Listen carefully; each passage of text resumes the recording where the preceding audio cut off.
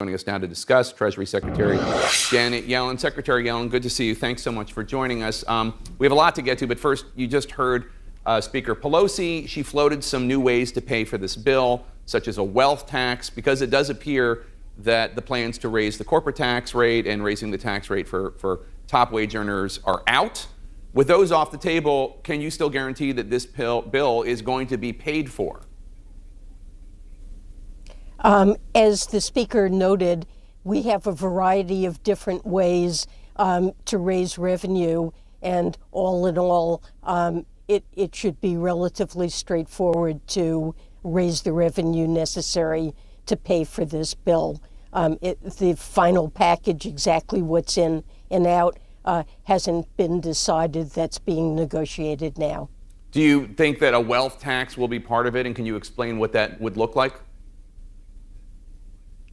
Well, I think what's under consideration is a proposal that Senator Wyden and the Senate Finance Committee have been looking at that would impose a tax on unrealized capital gains on liquid assets held by extremely wealthy individuals, billionaires. I wouldn't call that a wealth tax, but it would help get at capital gains, which are an extraordinarily large part of the incomes of the wealthiest individuals.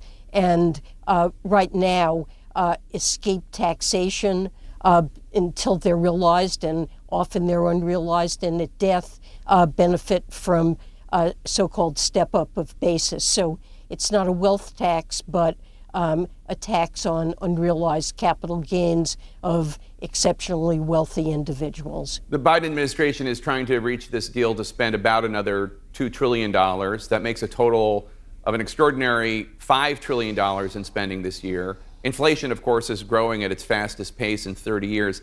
If the American economy is already overheating, is spending even more money potentially pouring gas on the inflation fire? Well, the additional spending in the infrastructure package and in the Build Back Better package, both of those are spending over 10 years, not in a single year. The rescue package did involve substantial spending this year. And let's remember that a benefit of that package is that unemployment has declined to 4.8%, that Americans tell us they feel confident they can find jobs. Now, the size of the labor force has declined. It's not moved back to pre-pandemic levels, in part because of COVID, because of health concerns, because of child care concerns, school concerns. And so many firms are experiencing a shortage of labor. Mm-hmm. The COVID shock to the economy has caused disruptions that we'll be working through over the next year. And of course, Americans haven't seen inflation like we've experienced recently in a long time. Yeah. But as we get back to normal, expect that to end. And already on a monthly basis, the inflation numbers are way down below their peaks. So, you know, the COVID crisis markedly diminished spending on services and caused a reallocation of spending toward goods. And the supply of goods to Americans has increased substantially, but there's still pressure there. And there are shutdowns and COVID impacts in Asia where we import many goods from. And so we're experiencing a lot of supply bottlenecks. Right. There's a shortage of semiconductors, and that's pushed up the prices of used cars and caused a reduction in production of new cars. And this is temporary pains that result from a COVID economy and getting beyond it. So let me ask you about that, because this rising inflation is hitting Americans' wallets hard, impacting everything from gas prices to groceries. When do you expect the inflation to get back to the 2% range, which is considered normal? 2022, 2023, when? Well, I expect that to happen next year. Monthly rates of inflation have already fallen substantially from the very high rates that we saw in the spring and early summer. On a 12-month basis, the inflation rate will remain high into next year because of what's already happened. But I expect improvement by the middle to end of next year, second half of next year. Second half of 2022. Former President Obama's Treasury Secretary Larry Summers has been sounding alarm bells for months about rising prices. Take a listen to his response to what he calls very disturbing inflation numbers out last week. Now we see inflation becoming more widespread in a wider range of products, spreading to the housing and labor markets. I've been alarmed for a long time, and I'm more alarmed now. More alarmed now, and Summers added this warning, quote, "We're in more danger than we've been during my career of losing control of inflation in the U.S." Is he wrong? I think he's wrong. I don't think we're about to lose control of inflation. I agree, of course, we are going through a period of inflation that's higher than Americans have seen in a long time. And it's something that's obviously a concern and worrying them, but we haven't lost control.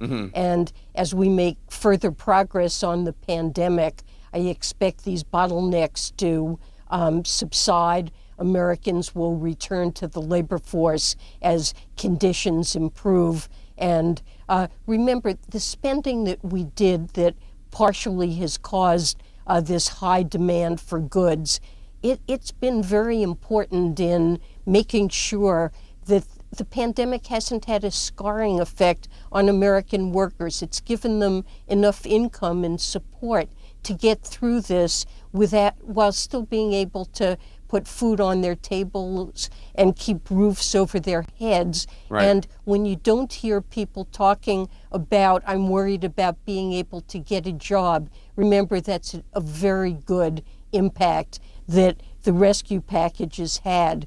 And what we're talking about with infrastructure and Build Back Better, this is a relatively small amount of spending over a decade, and we need this spending to make our economy productive, to make sure that families have the support to take care of their children and to work, and it will boost labor force participation. So Secretary Yellen, you referred to this earlier, but I want to ask you, there's this record-breaking 4.3 million Americans who left their jobs just in August. It's a pandemic phenomenon some are now calling the Great Resignation. This comes as almost 11 million jobs are currently open and waiting to be filled. What's going on here? Why are Americans not taking these jobs? And what are you and the White House doing to get people back to work? Well, right now we have a very tight labor market. And when the labor market is tight and Americans feel good about their ability to get another job, they're more likely to quit a job. They're getting outside job offers and taking them, and that shows up in those statistics. So we have a good, tight labor market. Firms are obviously having trouble hiring workers, but labor supply is depressed by the pandemic. That's because of health concerns, because of child care, and as we get beyond the pandemic, I expect labor supply to increase. And it's good, I think, to see wages begin to rise, especially for those Americans who had the most insecure jobs and the lowest wages. And to see some improvement there is something that we should be pleased with. You projected that the U.S. is going to run out of money to pay its bills on December 3rd unless Congress acts to once again raise the debt ceiling. Senator Mitch McConnell says Democrats are going to have to do it alone. And so we just talked to Speaker Pelosi about whether or not they're going to do it with reconciliation. How concerned are you that ultimately a default might actually happen this time?